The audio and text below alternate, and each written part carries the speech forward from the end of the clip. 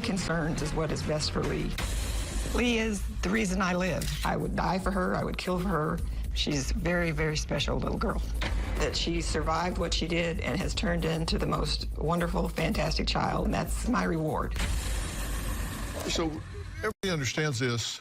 You're Jenny's mother, and Jordan is Jenny's son, and Lee, the baby, has now been adopted.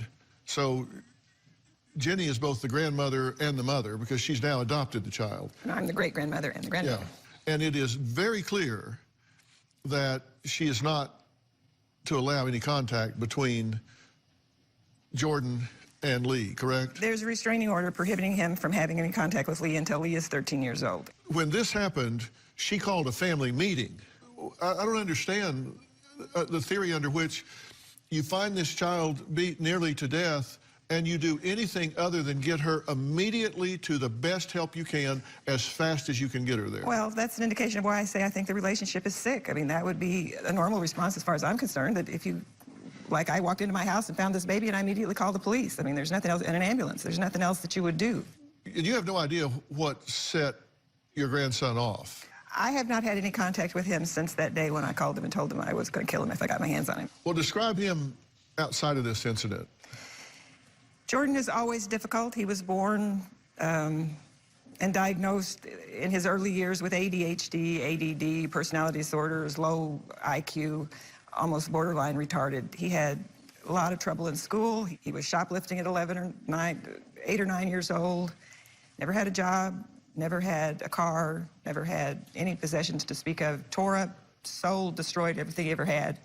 About a year before the baby was born, I co-signed for an apartment for him because he didn't have any credit. He did about $16,000 worth of damage to that apartment by the time he was out of it. Anything that was broken, could be broken, was broken. He just flew into rages. Okay, here's my question. Knowing that that's the history, and everybody knew this history, the school knew the history, the state knew the history, his mother knew the history, then why in God's name would anyone allow him access to an infant child?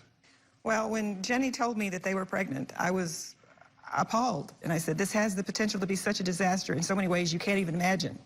She said, oh, you're so negative. I said, Jenny, I'm not being negative, I'm being realistic. And I mean, I foresaw all kinds of disasters, never this. All right, next, Jenny says she will always have a relationship with Jordan, her son, even after he beat his own baby nearly to death. In fact, she says she would stand by him even if he had killed Lee. So we're going to talk to her next.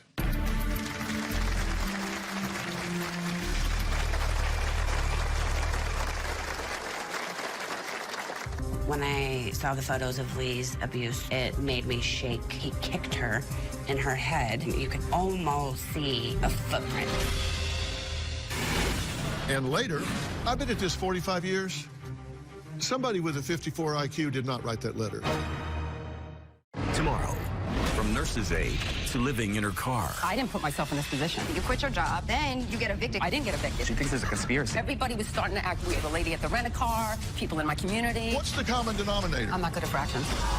My blood is on your hands. That's when I was angry. Yeah, and you get angry a lot. Oh, stick around. That's nothing. That's tomorrow. You just met him 15 seconds ago, and you're starting to fight with him. Then, on Thursday. Jenny and her son have a dysfunctional relationship. She says she has to stand by him and that he deserves to be a parent. I flew into a rage when she said that to me. I slammed my hand down on the table and hollered. He relinquished all of his rights. Today, he put her on the floor and stomped on her. Well, Jenny says she will always have a relationship with Jordan despite his being sentenced to 12 years in prison for nearly beating his 1-month-old baby to death. My mom is threatened to kill Jordan from the day that we discovered Lee had been abused. It's devastating to hear my mom speak like that of her own grandson. If my mom saw Jordan out in public, she absolutely would attack him. What Jordan did is absolutely horrific, but I'm really the only person that he has to talk to. I feel very strongly that he needs me. My grandson died the day that he beat